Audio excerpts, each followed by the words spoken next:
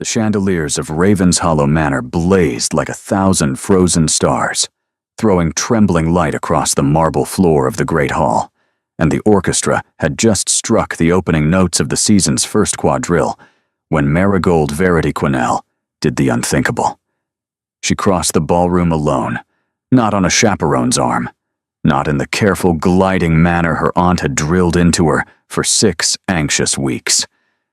She walked, straight, deliberate, her ivory satin slippers whispering against the polished floor, toward the alcove half shadowed by an arrangement of white camellias, where the Duke of Aschenwilde stood entirely alone. Everyone knew the Duke of Aschenwilde did not dance. He had not danced in 4 years, not since the fire at Belmorec Hall, not since the night his younger brother had been carried from the smoke, with eyes still open and lungs already silent. He attended balls only when his presence was demanded by political necessity, and even then he stood apart, in shadowed alcoves precisely like this one, watching the swirl of silk and feathered fans with the still, exhausted attention of a man counting the minutes until he could leave. Hostesses had stopped asking him to dance years ago. Mothers had stopped pushing their daughters in his direction. He was not a man one approached. He was a fact one acknowledged from a respectful distance, the way one acknowledged a thunderstorm beyond a window. Marigold did not stop walking. The conversation around her began to die in waves, like candles being snuffed in a long corridor. First the matrons nearest the dance floor, then the cluster of debutantes by the punch table, then the gentlemen smoking in the doorway. By the time she reached the alcove, the great hall had grown so quiet that she could hear the faint hiss of the gas lamps and the brittle rustle of her own borrowed gown. The Duke turned his head. He was taller than she had imagined from the gossip, and gossip had given her quite a great deal to imagine. Hair the color of wet slate, cut unfashionably short, a face that had once perhaps been considered handsome before grief had carved beneath the eyes and pressed a thin pale line where his mouth ought to have softened. He wore black on black on black, a single onyx pin at his cravat, and the look he gave her wasn't unkind. It was, however, the look a man gives a creature he cannot identify and is not yet certain whether he ought to be alarmed by.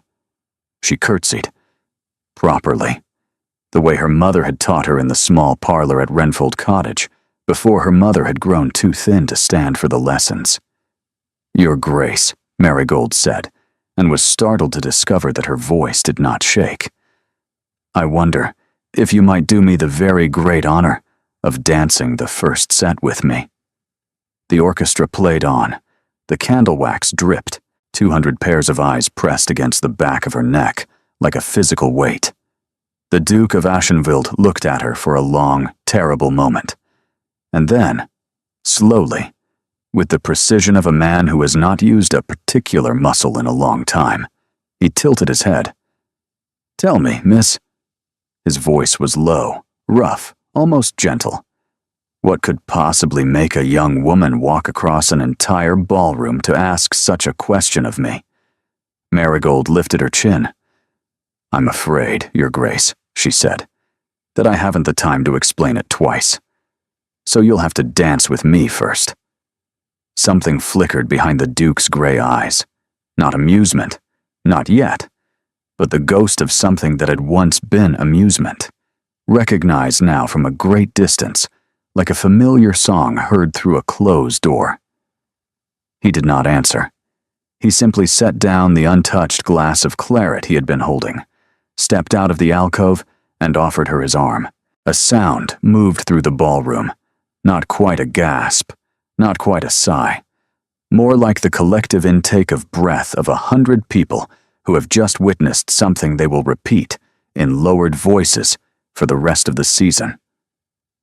Marigold placed her gloved hand upon his sleeve and felt the heat of him through the fine wool, and felt also the iron stillness beneath, the way one might feel the trembling of a horse held too long in check. They walked to the floor together, in absolute silence. The conductor, a wiry Italian who had clearly been forewarned about nothing, recovered first and lifted his baton. The orchestra struck up the opening bars of a waltz. Not the quadrille that had been promised, but a waltz, which Marigold suspected was the conductor's own small revolution, his contribution to the scandal already underway. The Duke placed one gloved hand at the small of her back, the other closed around hers. "You dance," he murmured, low enough that only she could hear, for someone with no time to explain things twice. "I dance," she answered, "because my mother once told me that fear is only fear until you give it a different name."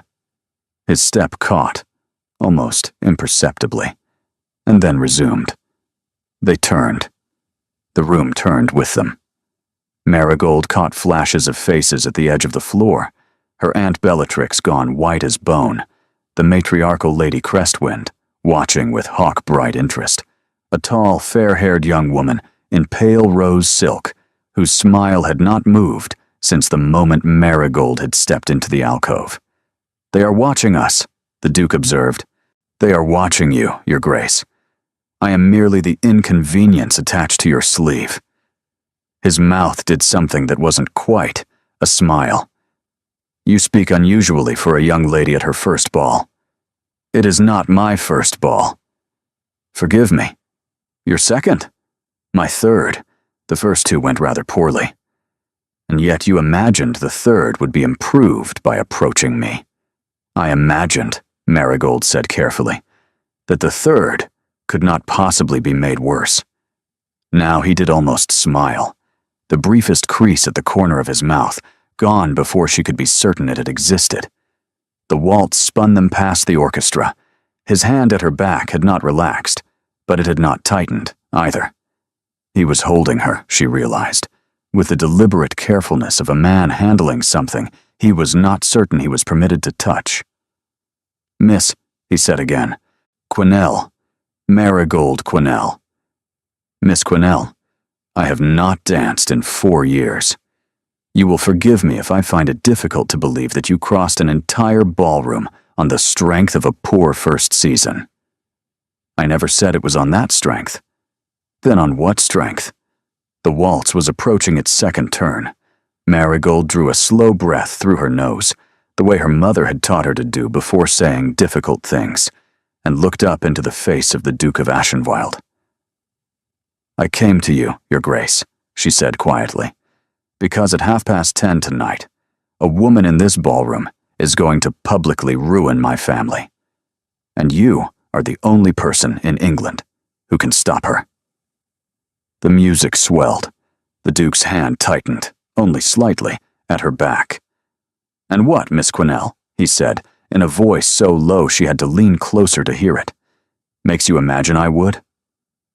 Across the ballroom, a clock in the gallery began, very softly, to chime. It was 10:15, 15 minutes. The waltz had 2 more turns left, and then she would have to be ready. "I imagine nothing, Your Grace," Marigold said. "I am told you are an honorable man, and I am gambling on it." The Duke's expression did not change, but something in his shoulders did. A subtle gathering, the way a great cat shifts its weight before deciding whether to rise. "You are gambling," he repeated. "I had very little else to wager with." "Who is the woman?" "Lady Persimmon Crestwind Pelhaven." The Duke's hand on her back went absolutely still, not tighter, not looser, simply fixed, as though he had ceased for a moment to remember he was dancing. "The Dowager Marchioness," he said. "Yes." "That is a substantial enemy for a young woman in her 3rd season." "I did not choose her, Your Grace. She chose me. Or rather, she chose my mother, 22 years ago, and I am only the inheritance of that choice." The waltz turned. The candle wax dripped.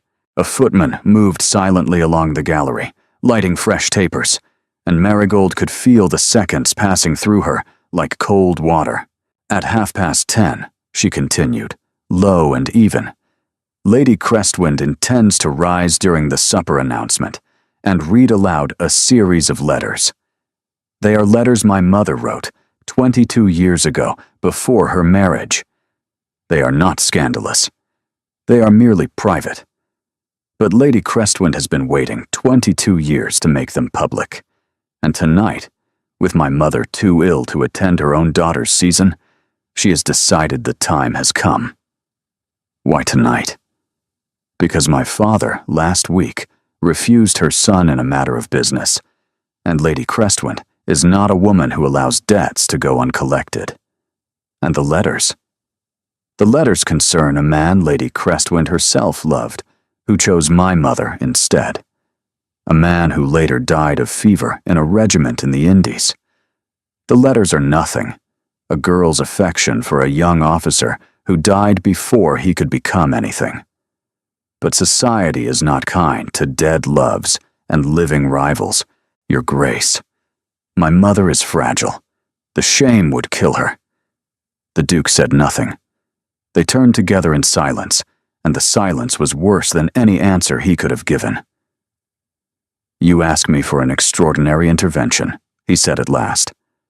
I ask you for a single sentence, Your Grace, spoken at the right moment, in the right voice, before the right audience. That is all.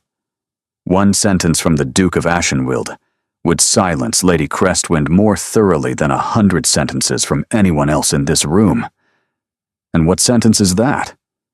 I cannot tell you yet. The faintest crease appeared between his brows. I beg your pardon? If I tell you now, you will refuse, and the next 9 minutes will be wasted. If I tell you in 7 minutes, when she rises, you will say it, because you will already have begun to believe me. The Duke of Ashenwild stared down at her. For the first time all evening, Marigold saw the precise moment a man stops being polite and starts being interested. Miss Quinnell, he said softly, you are either the boldest creature I have met in a decade, or the most reckless. I am told they amount to the same thing, Your Grace. Not always. Sometimes they amount to ruin.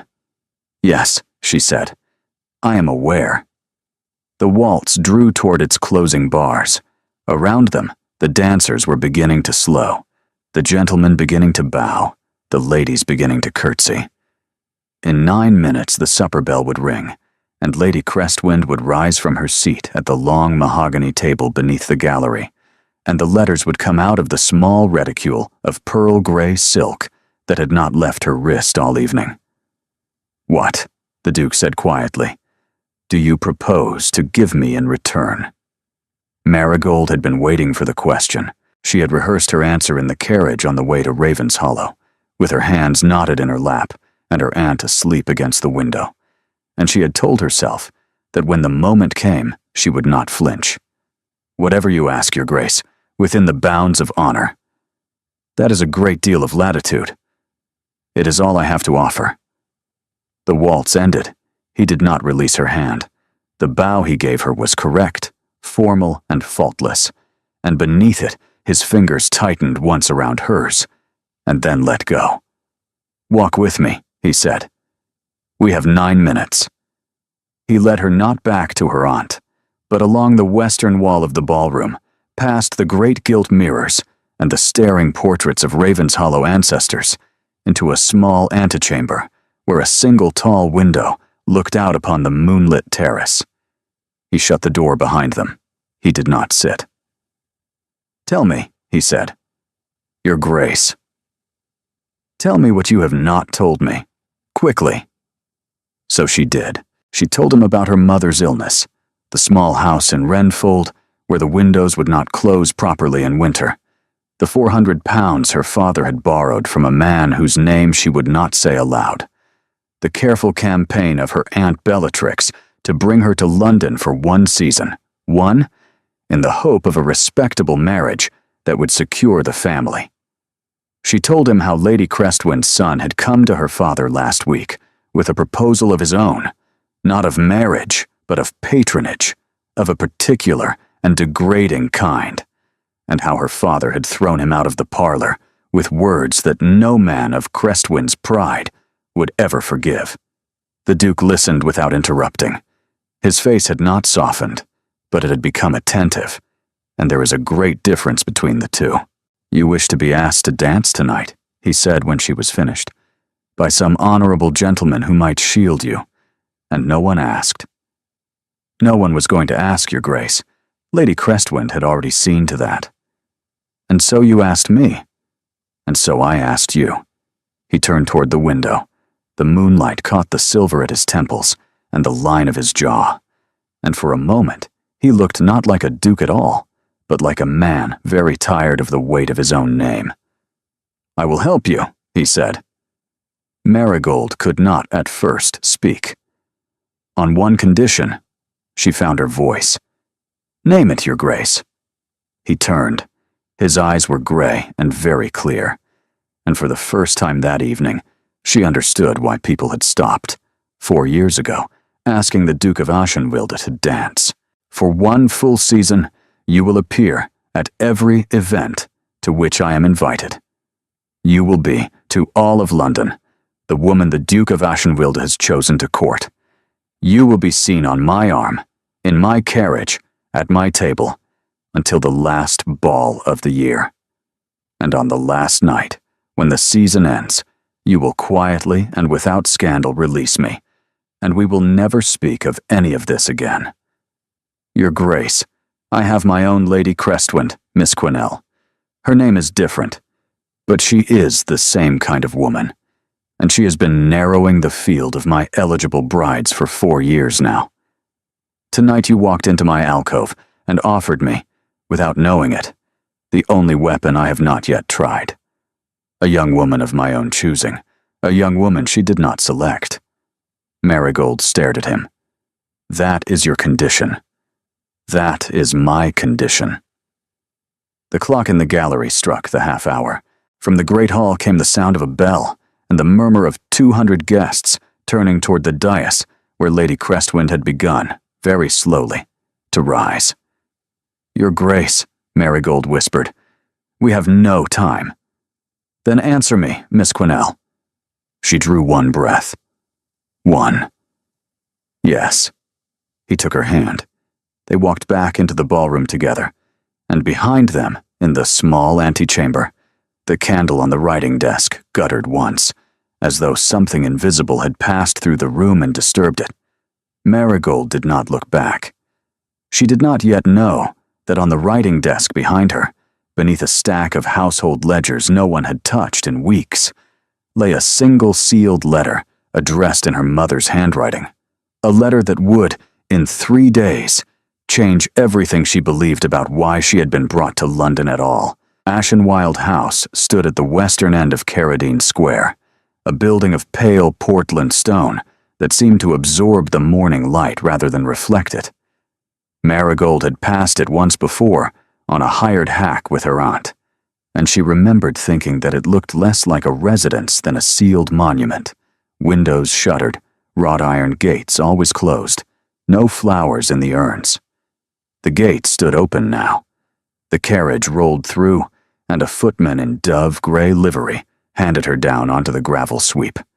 She had been given less than 10 hours to pack. Her Aunt Bellatrix had wept all the way to the door of the small townhouse on Pellencote Street, and had embraced her 3 times before letting her into the carriage, whispering, "Be careful, my darling. Be careful." Marigold had not known whether her aunt meant of the Duke, or of the world, or of herself. Inside, the house was warm. That was the first surprise. She had expected a mausoleum. The entrance hall was high-ceilinged, but intimate. The marble floor strewn with rugs the color of old wine.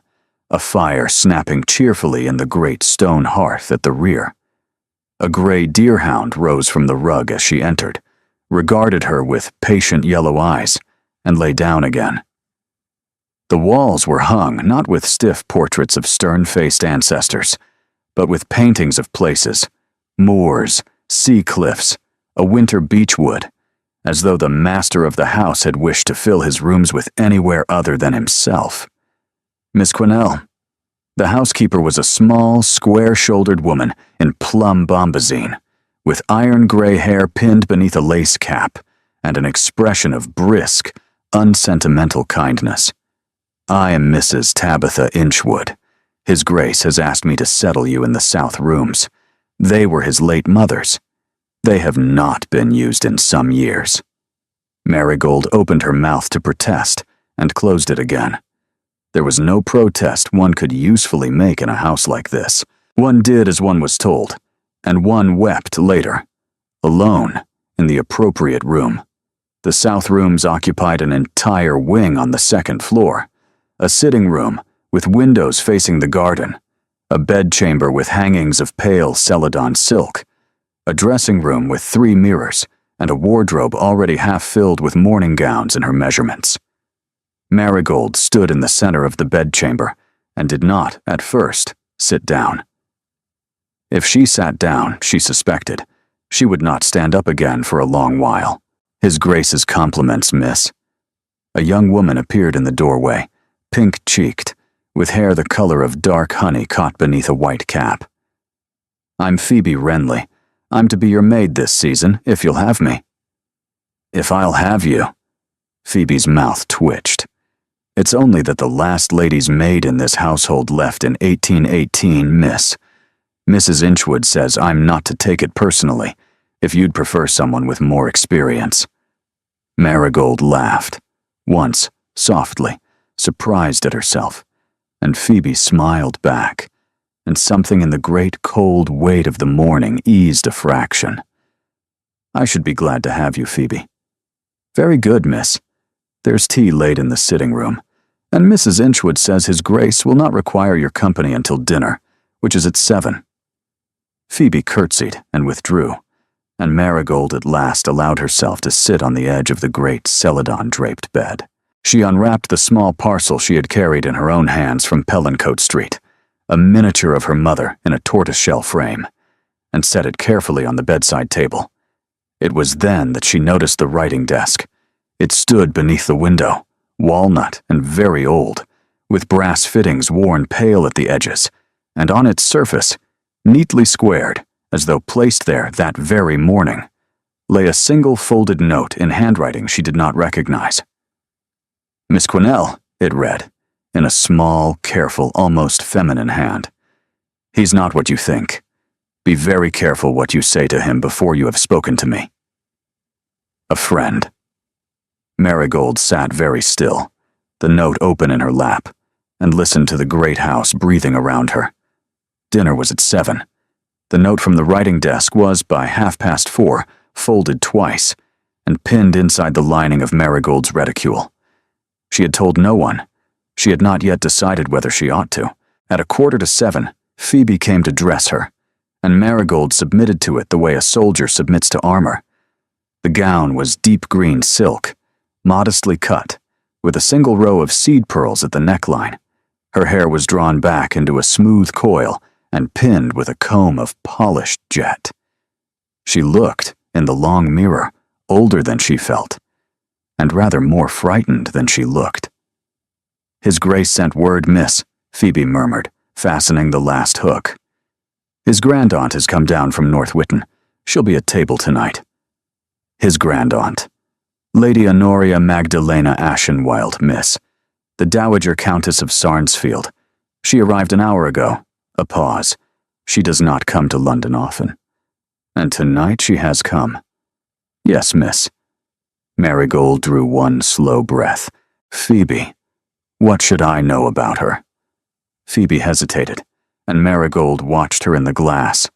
The flicker of consideration, the careful weighing of loyalty against kindness, and then the small decision to be brave.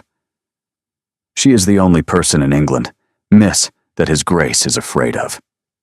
The drawing room before dinner was lit with 8 tall candles in 2 silver candelabra, and at the far end, in a high-backed chair upholstered in midnight velvet, sat a woman who could have been 70, or 75, or any age at which the body has stopped recording time, and the eyes have begun to do it instead. She was very thin. Her hair was the color of old ivory, drawn back so severely that her temples showed the blue tracery of veins. She wore lavender silk in mourning half-cut, 3 loops of pearls at her throat, and a single black lace shawl across her knees. She did not rise. She did not need to. The Duke stood at the hearth, a glass of sherry untouched in his hand. He did not look surprised to see Marigold. He looked, if anything, faintly braced, the way a man stands when expecting a blow he has agreed to receive. "Aunt Honoria," he said, "may I present Miss Marigold Verity Quinnell. Miss Quinnell, my grandaunt, the Dowager Countess of Sarnsfield." Marigold curtsied. She held the curtsy a fraction longer than was strictly necessary, because her mother had once told her that with very old women of very high rank, one curtsied not for them, but for every woman who had ever before failed to. "Come closer, child." Marigold came closer. Lady Honoria's eyes were the color of a winter sky, very pale, very clear, and entirely without the softness that age sometimes lends to such eyes. She studied Marigold for what felt like a long minute, and Marigold, with no instinct left but obedience, allowed herself to be studied. "You are Sophronia Quinnell's daughter." It was not a question. Marigold's breath caught. "Yes, my lady. I knew your mother, briefly, 22 years ago in Bath. She was beautiful then, and very frightened, and she made a marriage that all of Bath agreed was beneath her." "She made a marriage of love, my lady?" "Yes." The pale eyes did not blink. "I was aware. That was what made it so disappointing." The Duke shifted at the hearth. "Aunt, be quiet, Oberon." She did not look at him. "I am speaking with the young woman." "Oberon." Marigold filed the name away. She had not heard him called by his Christian name once. Oberon Lysander Ashenwild. The newspapers had used it after the fire. "Sit down, Miss Quinnell." Marigold sat. The silk of the chair was cold through her gown. "I have come to London," Lady Honoria said, "because at 10:30 last night, my great-nephew Oberon, who has not danced in 4 years, walked across a public ballroom with a young woman no one in this town has heard of, and gave the entirety of polite society to understand that he was courting her. I would like, Miss Quinnell, to know why." Marigold could feel the Duke watching her without turning his head. "Lady Honoria," she said carefully, "I think your great-nephew is best placed to answer that question. My great-nephew has never in his life answered any question I have put to him. I am asking you." The fire snapped. A coal collapsed inward with a small, bright sound. Marigold felt the folded note inside her reticule like a small, live coal of its own, and decided. "Because I asked him, my lady, and he was kind enough to say yes." The pale eyes narrowed, not in anger, in something more dangerous than anger, in interest. "You asked him?" "Yes, my lady." "For what reason?" "For a reason that is mine, my lady, and that I would prefer, with respect, not to discuss in this room tonight." A long silence, and then, slowly, with the dry creak of old paper, Lady Honoria smiled. It was not a kind smile. It was, however, a real one, which was perhaps rarer. "Oberon, Aunt, pour me a glass of the Madeira, and stop hovering at the hearth like a footman who has lost his post. The girl is not going to bolt." The Duke poured the Madeira. He brought it to her with the careful tenderness of a man who has been doing such small, ordinary kindnesses for a difficult old woman for a very long time. "Miss Quinnell," Lady Honoria said, accepting the glass without looking at it, "I will tell you something that my great-nephew has not told you and cannot bring himself to. 4 years ago, in a fire at our country house at Belmorach, his younger brother Cassian died. Oberon was in the burning room. He was pulled out alive. Cassian was not." Marigold's hand went to the arm of the chair.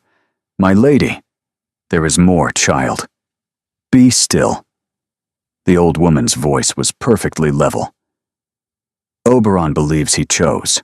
He believes that in the dark and the smoke he reached for the wrong shape, and that the shape he reached for was himself. He has not danced since. He has not laughed since. He has not, until last night, voluntarily touched another human being in 4 years. The Duke had set down the sherry. He had turned his face fully into the shadow of the hearth, and Marigold, with a small, wrenching pity, understood that he had not given his grandaunt permission to say any of this. "I tell you this, Miss Quinnell," Lady Honoria continued, "not to wound him, but to warn you. He is a good man. He is also a haunted one. If you are playing some game with him, even an honorable game, I want you to understand precisely what stakes you are gambling with." "I understand, my lady." "Do you? I lost a brother also, 8 years ago, of a fever. He was 9. The Dowager Countess looked at her for a very long moment. "I see," she said quietly. "Then perhaps you do." She lifted the Madeira at last, and drank, and looked toward the fire. "Oberon," she said without turning, "take Miss Quinnell into the gallery before dinner. The light is good there. Show her the small portrait of your grandfather. She will want to have seen it." The Duke set down his glass. He came to Marigold and offered her his arm without a word, and she rose and took it. At the door, Lady Honoria spoke one more time, very softly, almost to herself.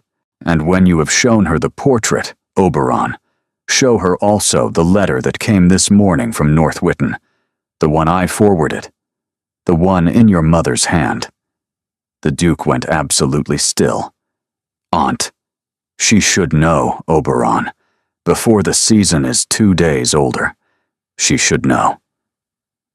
The long gallery of Ashenwilde House ran the entire eastern length of the second floor, and it was, Marigold realized, as the Duke led her into it, a place that had not been intended for anyone but its owner.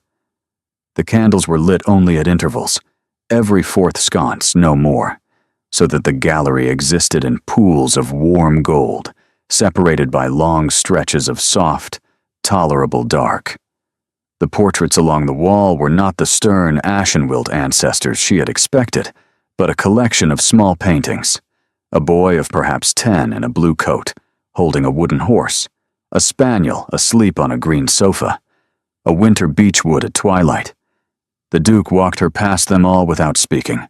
He paused only once, at a small painting of a young woman seated at a pianoforte, in 3/4 profile, her hands resting upon the keys.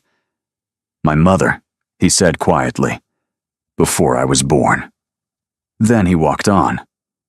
At the far end of the gallery, beneath a single lit sconce, hung a small oil portrait of an elderly man with the same gray eyes as the Duke, and a quite different mouth, wide, faintly amused, the mouth of a man who had laughed often. "My grandfather," the Duke said, "Lord Cuthwin Ashenwilde. He died when I was 14. He was the only person in this family who ever told me a joke." "What was the joke?" He almost smiled. "I do not remember the joke. I remember that he told it." They stood together in the small pool of candlelight, and Marigold, who had been holding herself with great care all evening, allowed her shoulders to lower a 1/4 inch. "Your Grace." "Oberon." He did not look at her when he said it. "When we are not in company. My grandaunt is correct that I have been called Your Grace a great deal. I am beginning to suspect that I have forgotten the sound of my own name. Oberon." He closed his eyes, only for an instant, only long enough that she saw it. Then he opened them again, and turned to face her properly. "My grandaunt told you a great deal she had no right to tell you. She told me what she believed I needed to know. It is not the same thing. No." He drew a breath, and reached into the inner pocket of his coat, and withdrew a folded letter sealed with green wax that had been broken and pressed back into place. "This came this morning," he said, "from my mother. She lives at North Witten now, with my grandaunt. She has not written to me in 3 years. She believes I am responsible for Cassian's death.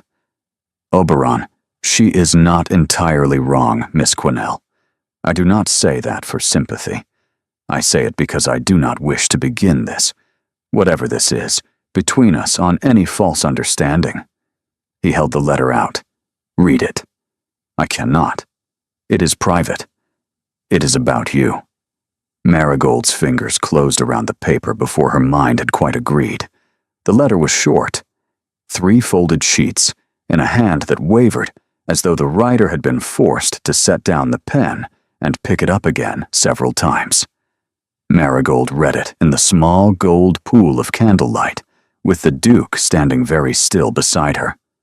My dear son, Honoria writes to me of a young woman called Quinnell. I write to you because a Quinnell once knew me very well, and because it is possible, Oberon, that this young woman is more bound to our house than she knows. I cannot say more in a letter. I would be glad if you would bring her to North Witten before the season ends. There is something that should have been said to her mother, and was not, and I have carried the cost of that silence for 22 years. I am not yet ready to speak of Cassian, but I would speak with you if you will come, both of you. Your mother, Vespertine. Marigold read it twice. The second time her hand was not steady. Oberon. I do not know what she means, Miss Quinnell. I swear it to you on the only thing I have left to swear on. I do not know. But my mother is not a woman who writes idly, and she is not a woman who summons easily. And the fact that she is summoning you means that something in the shape of this story is older than either of us understood when we walked into Lady Crestwind's antechamber last night. Marigold looked up. The candlelight made his face strange, younger in some places, older in others, the man and the boy at the same time. Did you know that you were a Quinnell? Yes, from the moment you said the name. And you did not tell me. I did not know what there was to tell. I still do not. She folded the letter. Her hands were cold. My mother has been ill for 2 years, she said quietly. Some seasons, she cannot rise from her bed. My father sold the last of her jewelry in March to pay for the doctor from London. She has never spoken to me of any Ashenwild, not once. Not even to remark upon the great houses of the north when we passed North Witten on the road to my aunt's last summer. Then we shall ask her, Oberon said, when this season is done. Or before. For a moment they stood together in the gallery, 2 strangers who had become, over the course of one absurd evening and one very long morning, something rather harder to name. The deerhound from the entrance hall had padded silently after them, and lay now in the doorway, watching with patient yellow eyes. Miss Quinnell. Marigold. If I am to call you Oberon. Marigold. He said it carefully, the way a man tries on a coat he is not yet sure will fit. I owe you an apology. I have not spoken to anyone in this house at this length on any subject in 4 years. I am out of practice. If I am cold to you tomorrow or the day after, I would ask you to forgive it before it occurs, because I don't always notice when I am doing it.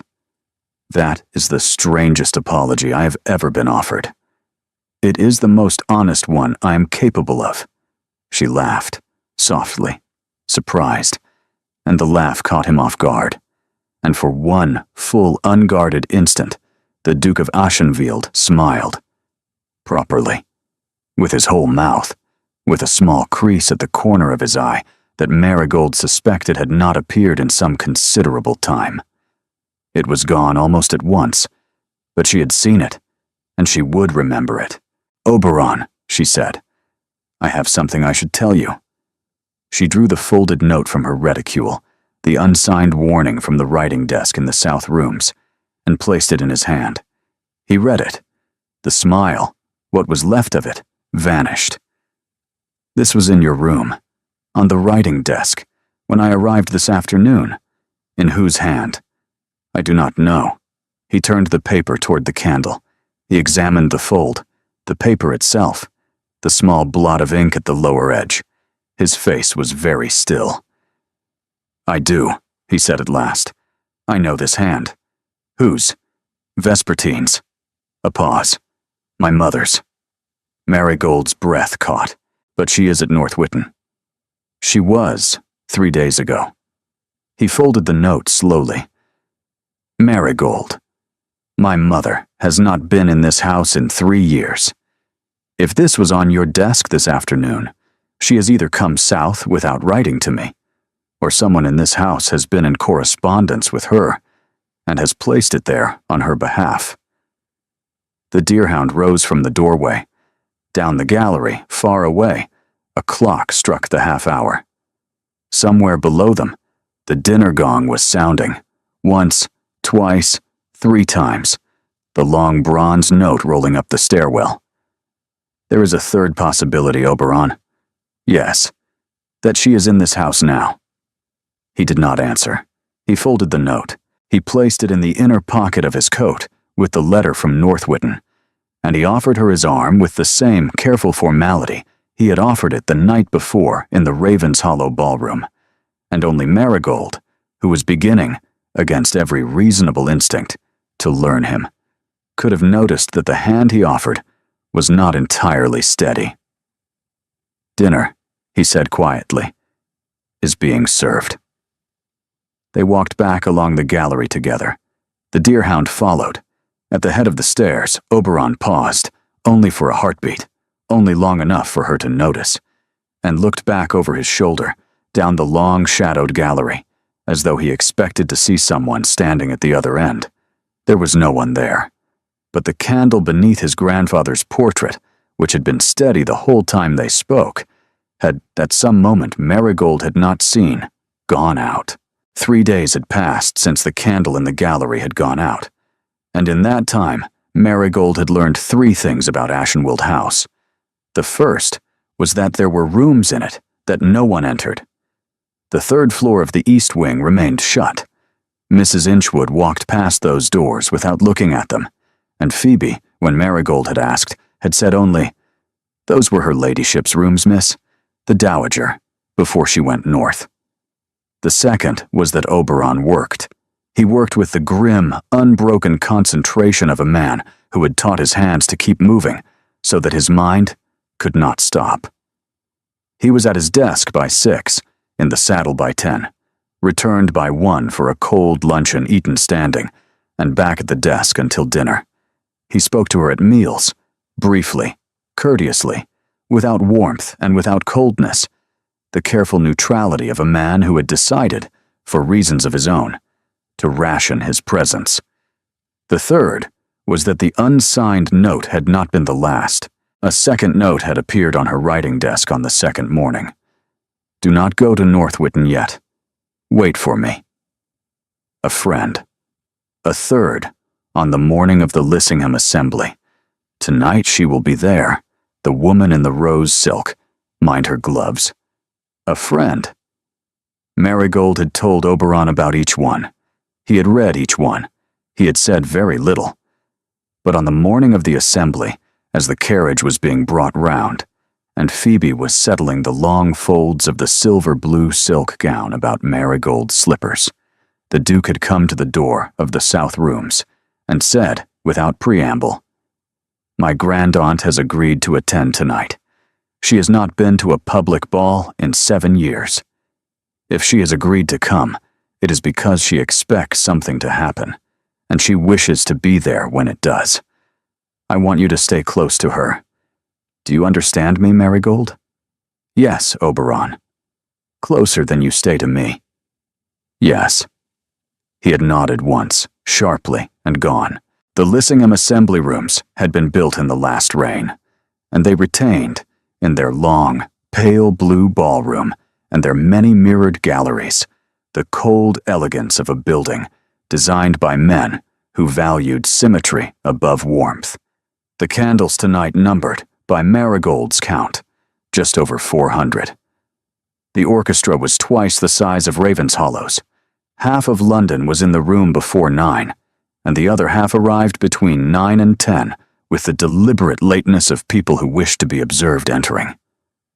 Marigold walked into the ballroom on the Duke of Ashenvild's arm, and for the second time in 8 days, she heard a hush move through a crowd at the sight of them.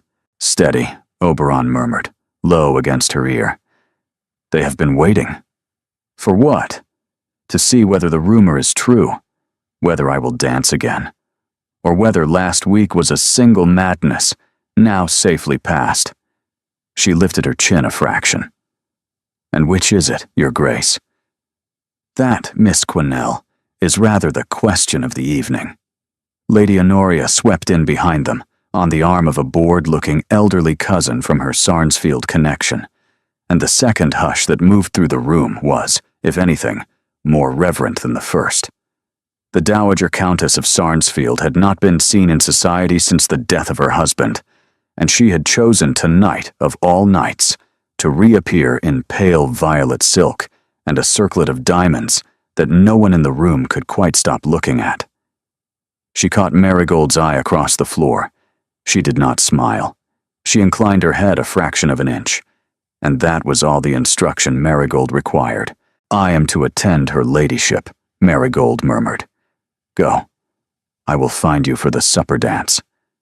She crossed the room to where Lady Honoria had taken up a position near the long western wall, beneath a portrait of some forgotten Lissingham Viscount, and the Dowager Countess accepted her arrival without comment, as though Marigold were a fan she had set down a moment earlier, and now picked up again. The woman in rose silk, Lady Honoria said quietly, without turning her head, is not Lady Persimmon Crestwind. No, my lady. Look toward the third pillar on the east side, beside the Bramshaw girl. Marigold looked, standing in conversation with a tall, fair-haired young woman she had seen at Raven's Hollow. The same young woman, in fact, whose smile had not moved when Marigold had walked toward the alcove, was a slighter, darker figure in pale rose silk, gloved to the elbow, a closed white fan held very still in her left hand. She was perhaps 30. Her face was striking rather than pretty, high-boned, intelligent, and watchful. Who is she, my lady? Her name is Cordelia Winter Marchbanks. She is the widow of a younger son of the Marchbanks line, and she was, before her marriage and her widowing, a very great friend of my niece by marriage Vespertine. His Grace's mother. Yes. The crowd shifted.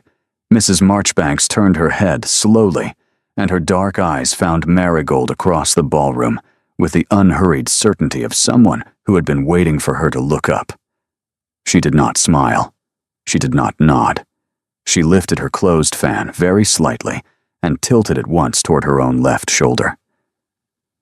My lady, Marigold whispered, what does that gesture mean?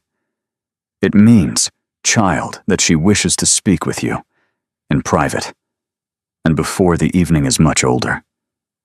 Is she dangerous? Lady Honoria considered the question with the gravity it deserved.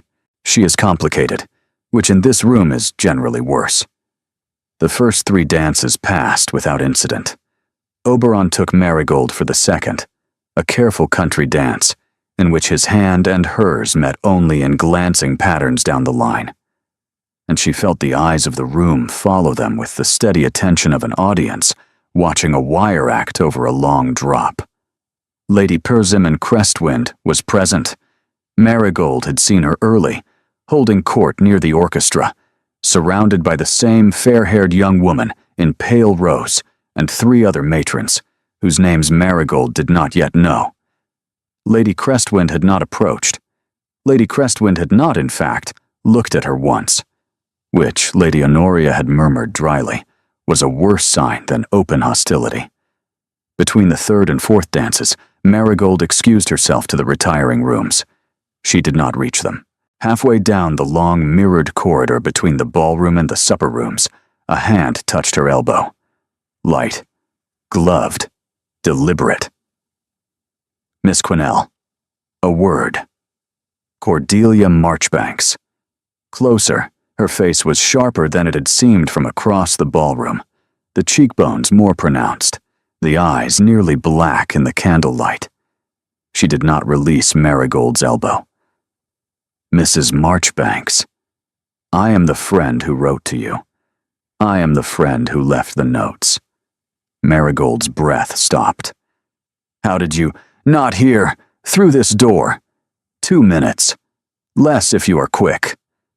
She pulled Marigold into a small, unlit anteroom, a cloakroom by the look of it, a bench against one wall, and a great gilt mirror on the other, and shut the door and turned the key. "Listen to me," Cordelia Marchbanks said, low and fast. "I am going to tell you 3 things, and I am going to tell them quickly, because you have perhaps 4 minutes before you will be missed. First, your mother and Vespertine Ashenwild were closer than sisters once. They were schoolfellows at Mrs. Halverstone's establishment in Bath.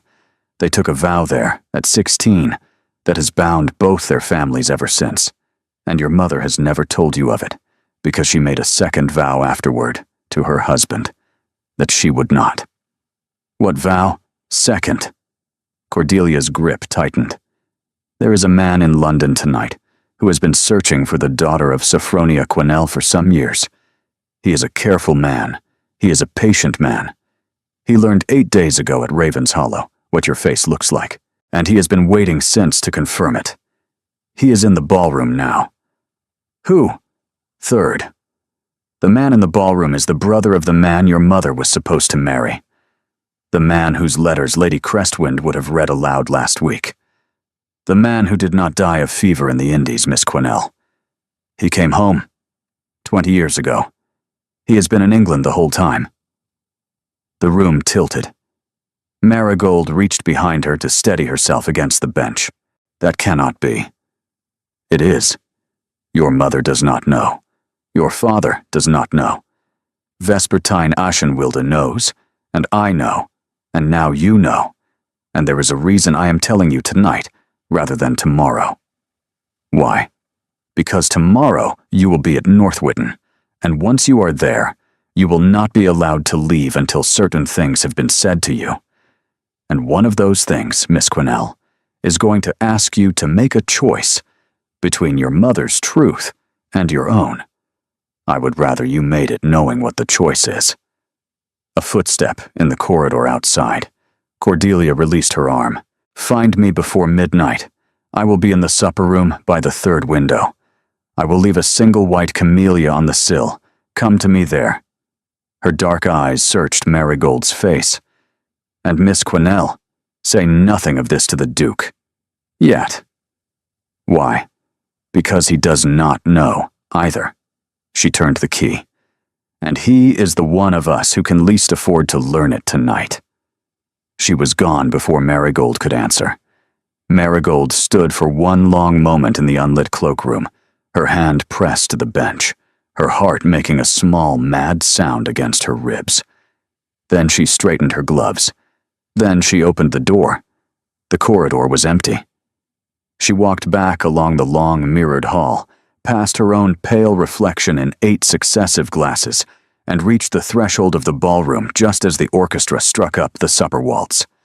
Oberon was already crossing the floor toward her. He had seen her face from 20 paces away. She watched him register it, the set of her shoulders, the pallor under her rouge, and she watched the practiced courtly mask of the Duke of Ashenwild slip a 1/4 inch sideways before he caught it. "Marigold. Dance with me, Oberon. Are you? Dance with me." He took her into his arms without another word. The waltz began. Halfway across the floor, as he turned her past the orchestra, Marigold lifted her eyes to the gallery and saw, leaning against the rail above them, a man she had never seen before in her life. He was perhaps 50. Lean, weather-burnt, with dark hair gone gray at the temples, and a face she would have called unremarkable, except that he was watching her, only her, with the perfect, undivided attention of a man who had been waiting 20 years to do so. Their eyes met.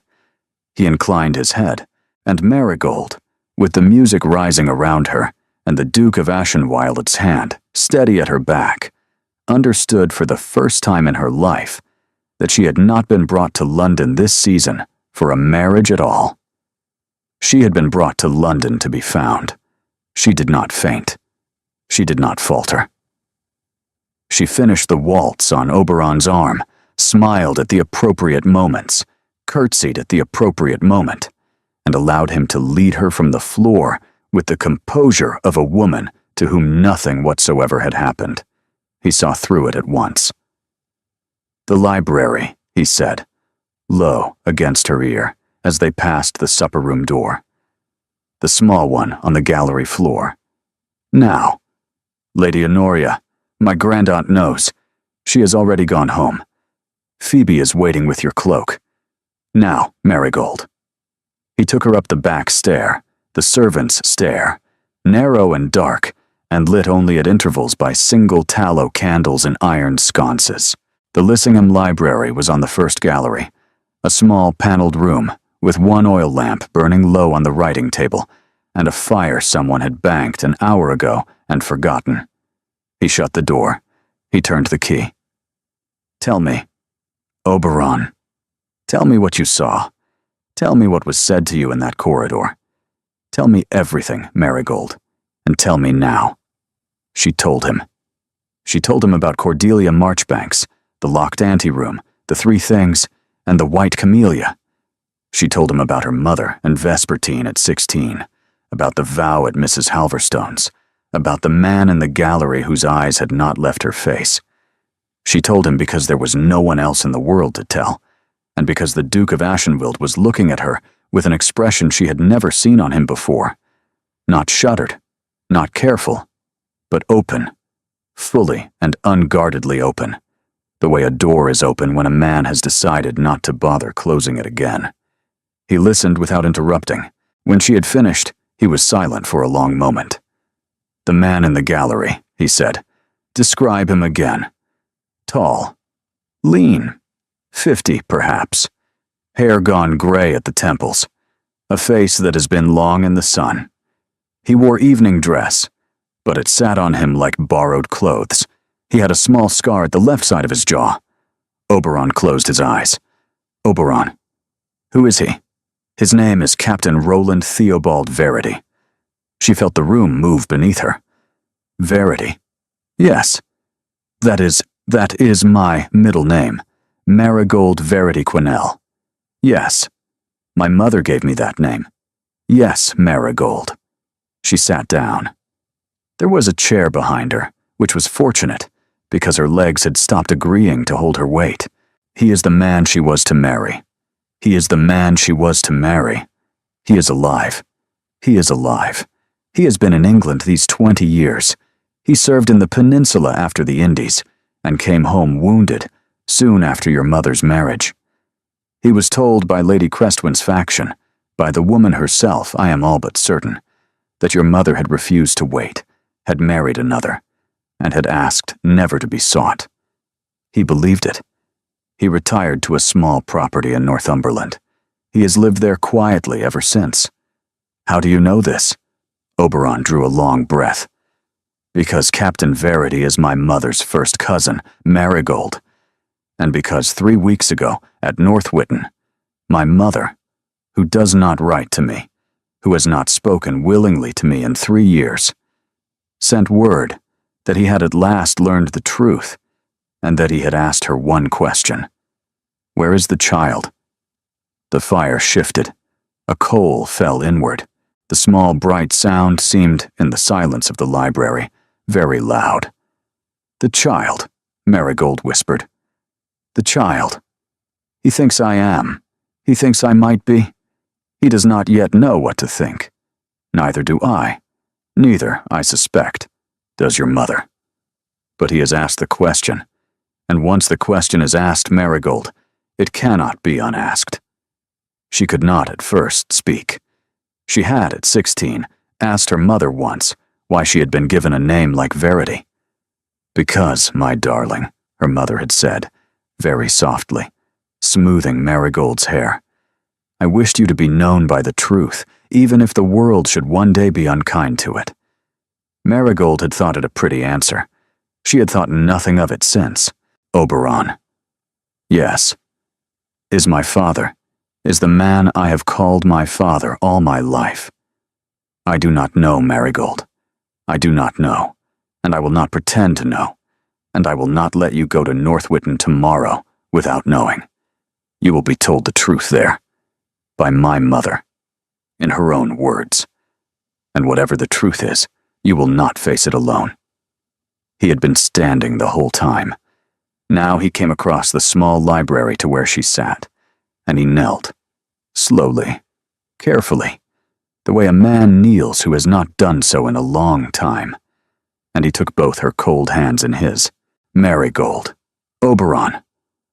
I don't know what is true. I know that 8 days ago I had not danced in 4 years, and that my brother was dead, and that I had agreed with myself that I would live what remained of my life with my hands folded.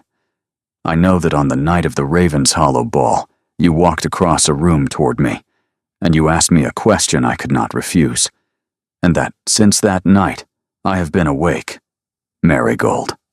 Awake. In a way that I had decided, 4 years ago, was no longer permitted to me. His hands were warm. Hers were not. I made a bargain with you, he went on, very quietly. I made it because I needed it. I want tonight to release you from one half of it. Oberon, you may leave, at any time after tonight. The bargain is dissolved.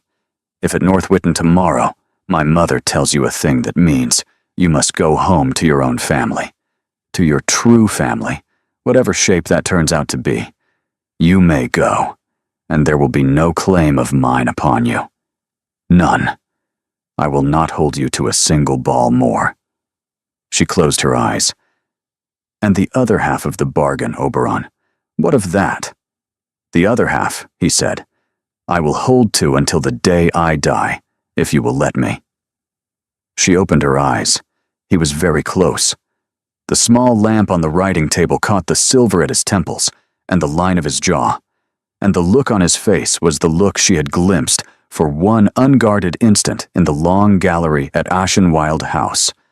The man beneath the Duke, the boy beneath the man. What are the words, Oberon? I am here, Marigold.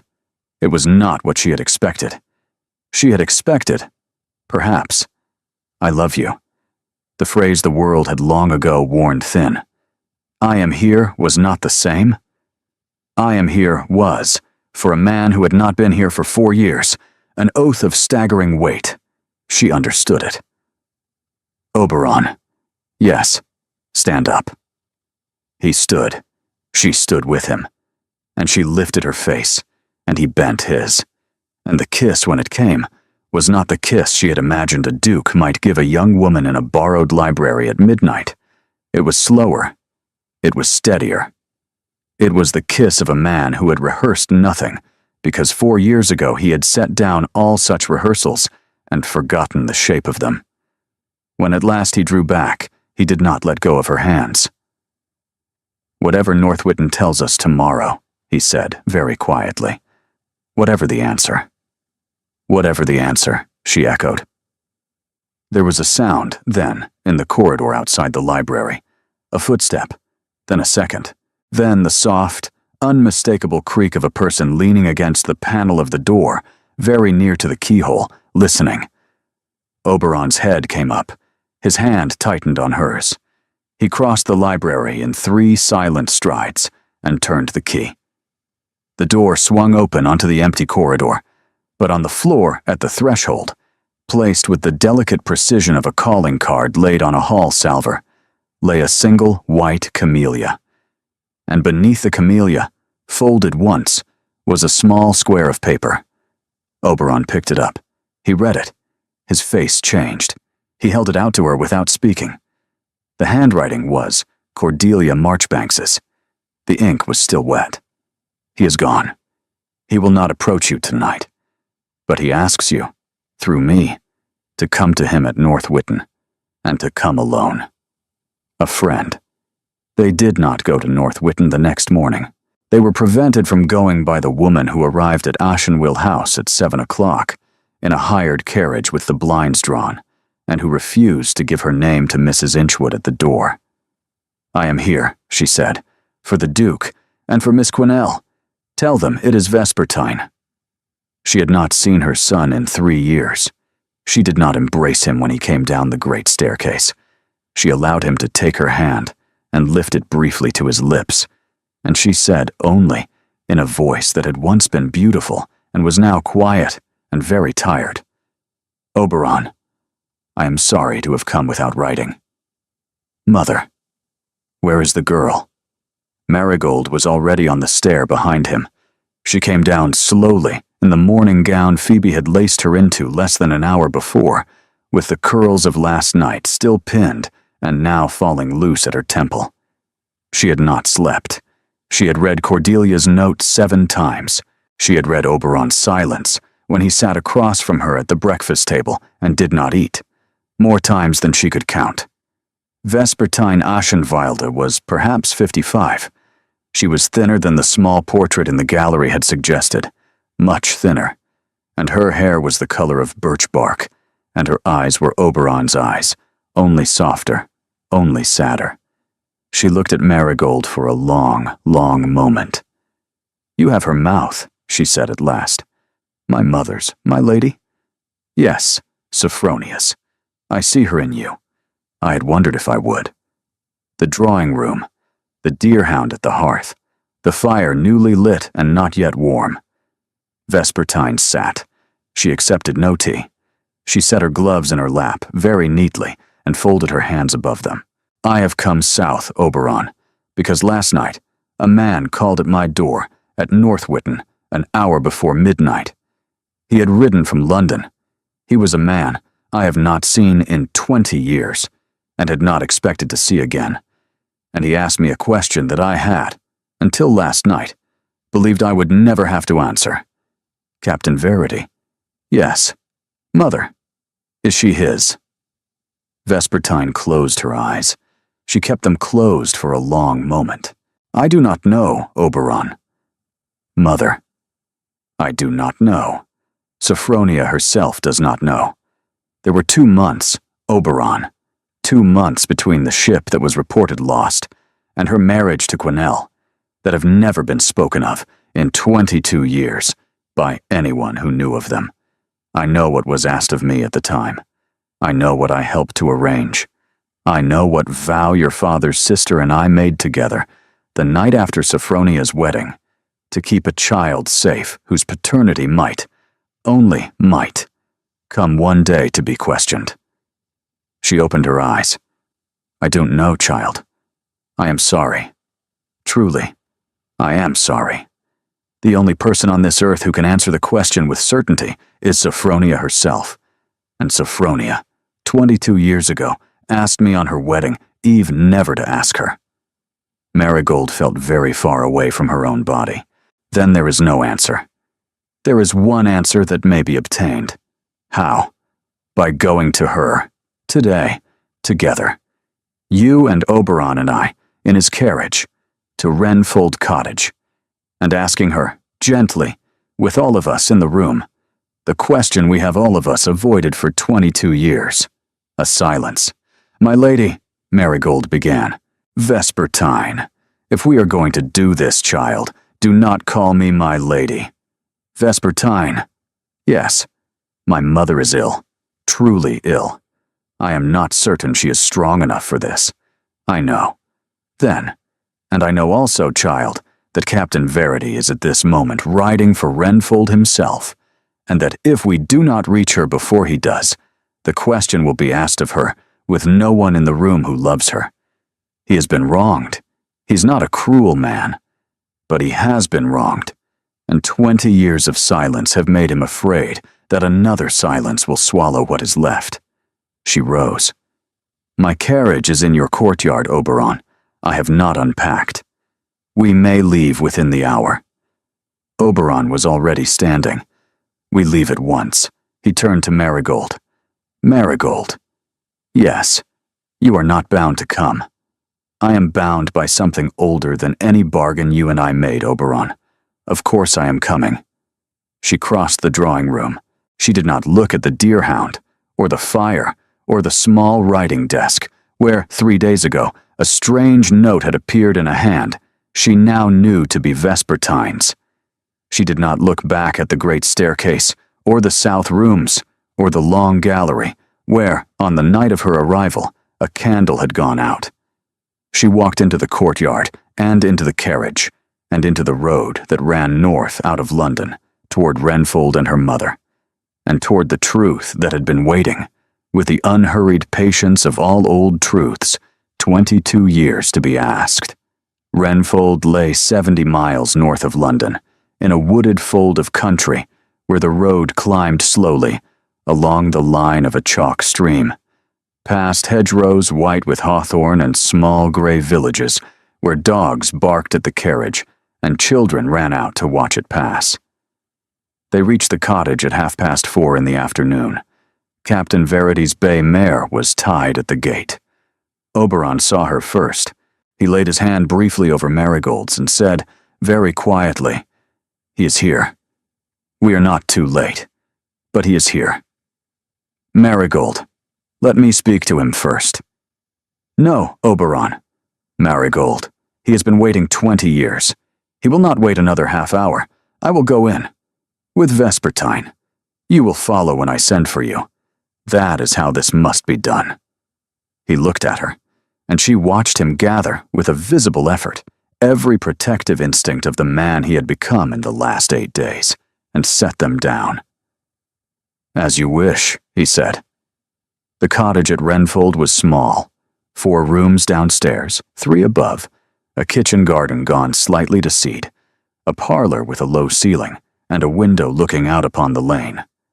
Marigold had been born in the room above this parlor. Her brother had died in it. She knew every floorboard, every smell, boiled linen and lavender water, and the faint mineral coolness of the well at the back door. And she knew, the moment she stepped over the threshold, that her mother was not in her bed. Her mother was in the parlor. She was sitting in the high-backed chair by the window, in a shawl Marigold had not seen for 2 years, with her thin hands folded in her lap, and across from her, in the carved oak chair that had belonged to Marigold's grandfather, sat Captain Roland Theobald Verity, his hat upon his knee, his hands very still. They were not speaking. They had been speaking. Marigold could see it in the angle of her mother's head, in the dampness at the corner of her eye, in the way Captain Verity's mouth was set. But when the parlor door opened and Marigold stepped inside, with Vespertine Ashenwilde behind her in a traveling cloak still dusted from the road, both of them turned, and both of them stopped. Sophronia Quinnell looked at her daughter. "Marigold. Mama. Oh, my child. My child." Marigold crossed the parlor and knelt at her mother's chair. Her mother's hands closed over hers, thin, dry, cool, more bone than flesh now. And Marigold pressed her face into her mother's lap and did not weep, because some grief is too large for weeping, and asks instead only to be held still inside. "Mama, they have told me. Some of it. I have come to ask you the rest." "Yes." "Mama, do you know?" A silence. Then her mother's hand, very gently, lifted her daughter's chin. "I know, my darling. I have known for 21 years. I have not had the courage until now to say so." Marigold's breath stopped. "Whose?" "Your father's. The man you have called your father all your life. Edmund Quinnell. There is no question of it, Marigold.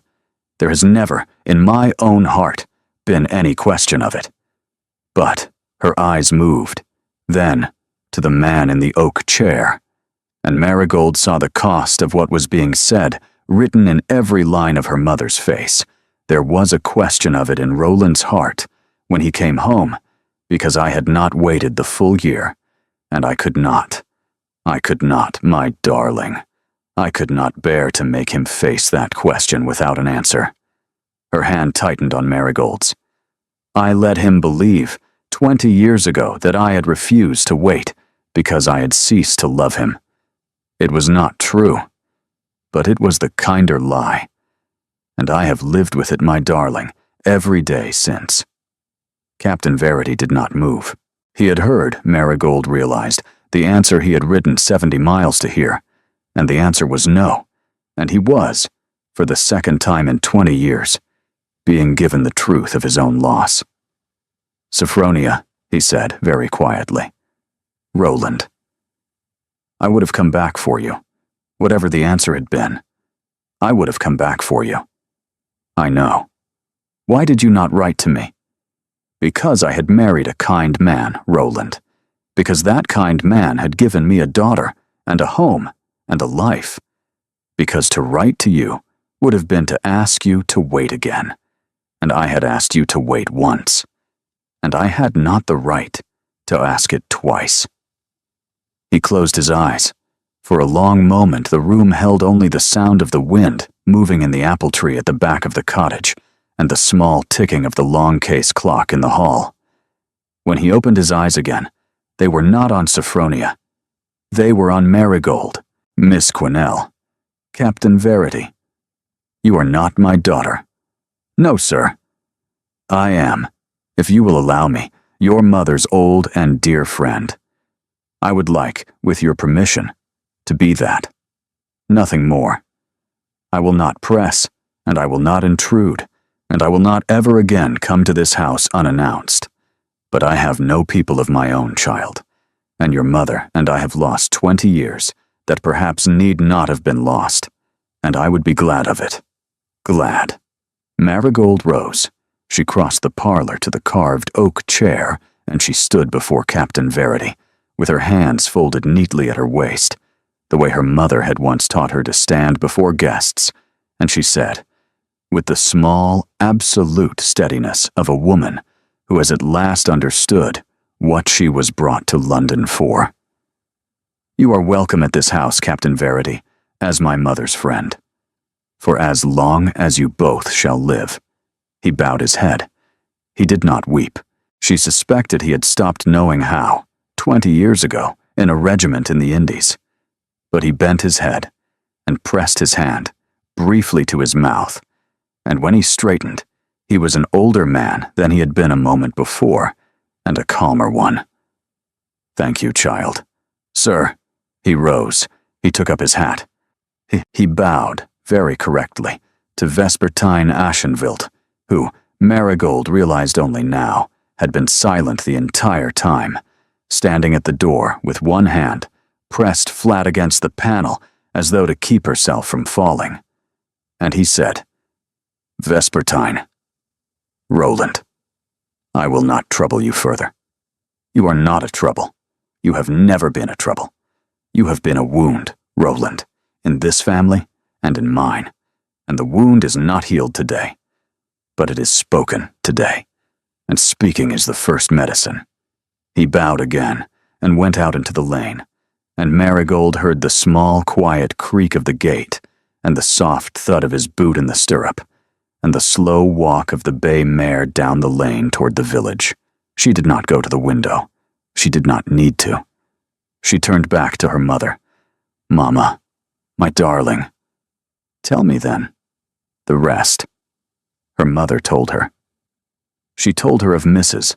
Halverstone's school in Bath, of the friendship between two motherless girls, of the vow they had made together at 16, that whichever of us first marries, the other will stand witness, and whichever of us first bears a daughter, the other will be that daughter's second mother, and we will not be parted by any death or any silence. She told her of Roland's ship reported lost in the autumn of 2 and 3, of the long winter without word, of Edmund Quinnell's quiet, patient, undemanding courtship through that winter, of the spring in which she had at last said yes, and of the letter that had reached her 3 weeks after her wedding, saying that the ship had been found, that the report had been wrong, that Captain Verity was alive in a hospital in Madeira, and would be home before midsummer. I went to Vespertine, her mother said. I didn't know what to do. She didn't know either. We agreed only that, if I was already with child by Edmund, the question that Roland would inevitably ask must have an answer that was clear, and clean, and true. We agreed that we would tell him the truth, and we agreed also that we would not tell him until we knew. And by the time we knew, Marigold, by the time you were born, and we knew, Roland had been told the lie.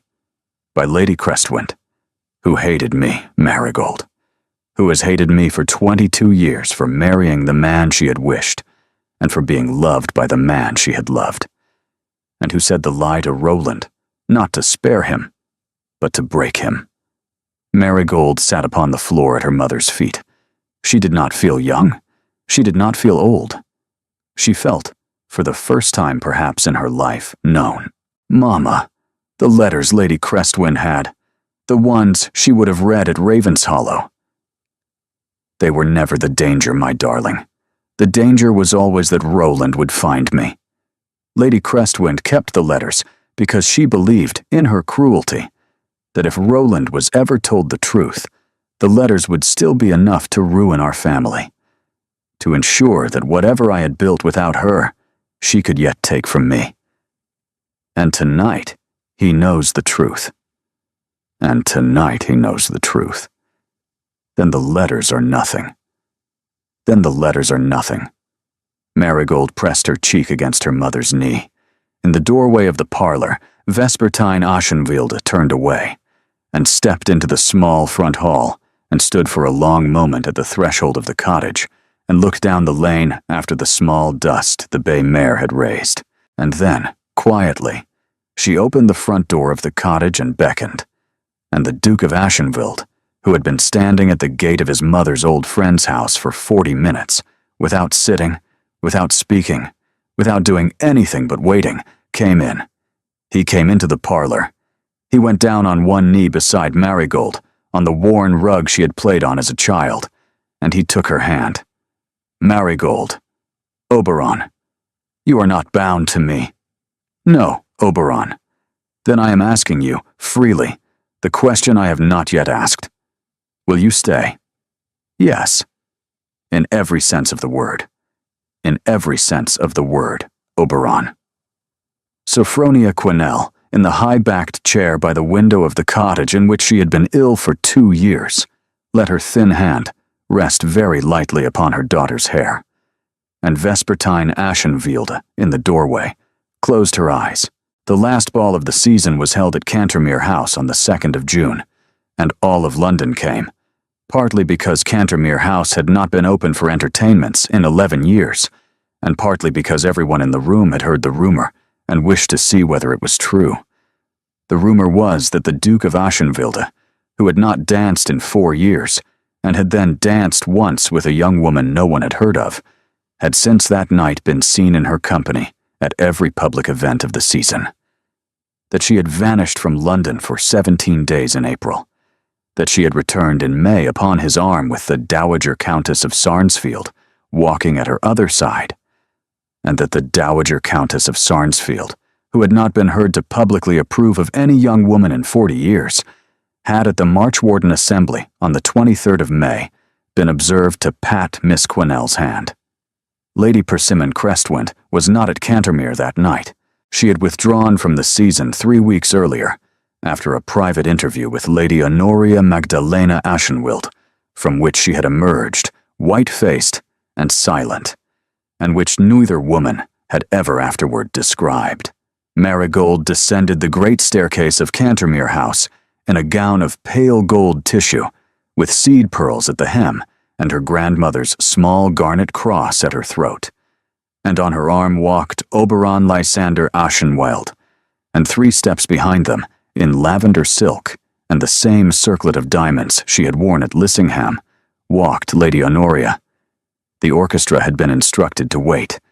At the foot of the stair, Oberon turned to Marigold. He did not lower his voice. The hall was full. The ballroom was fuller. Every pair of eyes in Cantermere House was upon them. Miss Quesnel, Your Grace, I am told that at every great ball one must, by the courtesy of the room, wait for one's hostess to call the first set, and one mustn't before then ask any question of any kind. So I am told, Your Grace. I find tonight that I am unwilling to wait. He took her hand. Marigold Verity Quesnel, will you do me the honor, before the orchestra plays a single note, and before this room is permitted to begin the season's last evening, of dancing the first set with me, and every set after this one until the day I die? The hall did not gasp. It had run by now, out of capacity for gasping at the Duke of Ashenwild. It only stilled, the long, pleased stillness of a room that has been rooting, secretly, for a particular ending. Marigold curtsied. Properly, the way her mother had taught her at Renfold Cottage, in the small parlor with the low ceiling, 8 years before. And the way she had practiced again, 3 weeks ago, in that same parlor, while her mother watched from the window chair, with her eyes bright. Your Grace. Yes. It would be my very great honor. The orchestra struck up. They danced. 11 months later. The library at Ashenwild House had a new occupant. She slept at present in a low cradle of carved beechwood beside the hearth, and her name was Sophronia Vespertine Honoria Ashenwild, which everyone agreed was a great deal of name for a person who weighed 8 pounds and had been alive for 9 days. The deerhound lay at the foot of the cradle. The deerhound had not, since the child's arrival, allowed himself to be coaxed more than 3 feet from her. Marigold was at the writing desk by the window, the same walnut writing desk, brought down from the south rooms when she found the letter. It had been folded into the back of the small leather book of household accounts that Mrs. Inchwood had given her on her arrival the previous summer, and which Marigold had not, until that morning, opened to its final pages. The handwriting was Cassian Ashenwild's. He had been 17 when he had written it. The date upon it was the eve of the fire at Belmerek. A. I am writing this in case the worst should happen, because we have promised each other, you and I, that we should never leave anything unsaid. If you are reading this, brother, then I have gone first, and I am sorry for that, because you will take it very hard, and you will take it harder than is fair. Listen to me now, A. You are not to set yourself down for it. Whatever the shape of it, whatever you remember, and whatever you do not. You are not to take the rest of your life and use it to pay a debt that is not owed. Find someone, Oberon. Find someone who will make you laugh again. Mother used to say that grief is a country one can visit, but no one is meant to settle there. Do not settle there for me. Promise. Your loving brother, Cassian. Marigold read it twice. She rose. She crossed the library. She knelt beside the chair where Oberon was reading, and she pressed the letter into his hand without speaking, because some things must be given, in this life, without explanation. He read it. He read it again. He did not speak. He pressed the back of one hand against his mouth, and Marigold reached up and brushed her fingers very gently across his temple, and they sat together that way for a long time, while the deerhound watched the cradle, and the cradle held the daughter, and the fire moved very quietly in the hearth. When at last he could speak, he said, "He always was the better of us. He always was. Marigold, Oberon, I am here, and I." The infant in the cradle stirred. The deerhound lifted his great gray head, and outside the long windows of the library at Ashenwild House, the late spring light slanted gold across the gardens, and somewhere in the square, a child was laughing, and the world went on. Thank you for staying with me to the end of this story. Stories like this one exist because of you. Because you believe that grief is a country we are meant to visit, but never to settle in. Because you believe that bold women may walk across ballrooms toward the men no one else will approach, and that quiet men may be brought back to themselves by being asked, simply, for a single dance. Because you believe that the truth, however long delayed, is always worth the journey to find it. If a particular line, or a particular scene, stayed with you tonight, I would love to know which. Your comments are how I learn what your hearts respond to and what stories to bring you next. And if you would like more stories like this one, stories with quiet men and brave women, with old griefs and earned joys, with endings that ask you to feel rather than merely to watch, please do consider subscribing. there is a new story waiting for you, just one click away. Until next time.